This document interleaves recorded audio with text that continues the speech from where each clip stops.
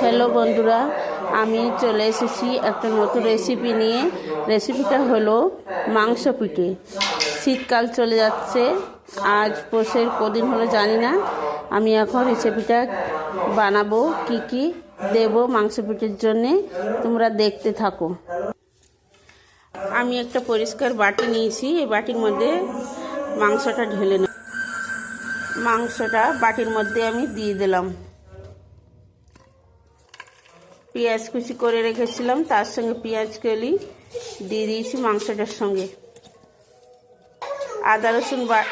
আদা রসুন বাটা ছিল, সেই আদা রসুন বাটাটা দিয়ে দিলাম। তারপর দেওয়া হচ্ছে জিরে ধনে লঙ্কা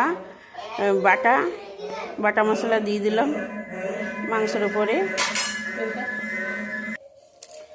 নুন পরিমাণ মতন দেওয়া হচ্ছে।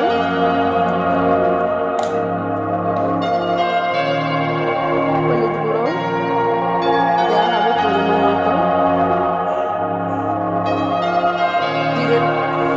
জিরের গুঁড়ো দেওয়া হবে পরিমাণ মতো।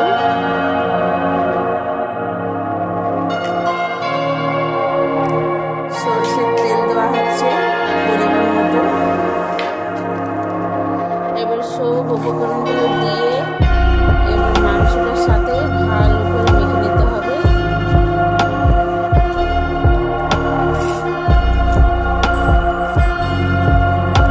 মাংসটা আমার মাখা হয়ে গেছে, এবার আস্তে আস্তে চালের গুঁড়োটা দেওয়া হবে। চালের গুঁড়ো করে রেখেছি, চালের গুঁড়োটা আস্তে আস্তে দিচ্ছে। এবার এটা আস্তে আস্তে মাখবো।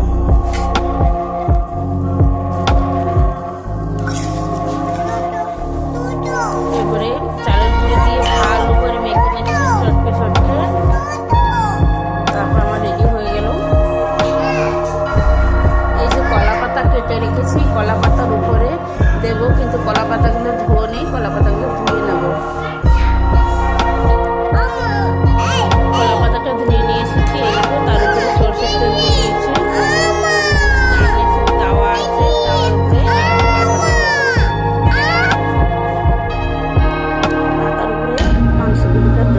মাংসটা দেওয়া হবে। হাত দিয়ে একটুকে এরকম করে মাংসটাকে সরিয়ে নিয়ে গোল করে নিতে হবে। তার উপরে আর একটা কলা পাতা দেওয়া হয়েছে, এবার হাত দিয়ে চেপে চেপে দিতে হবে। গ্যাসের মধ্যে বসিয়ে দিলাম, কম আছে। এবার এটা আস্তে আস্তে হোক, তাহলে এবার তোমাদেরকে খুলে দেখাবো।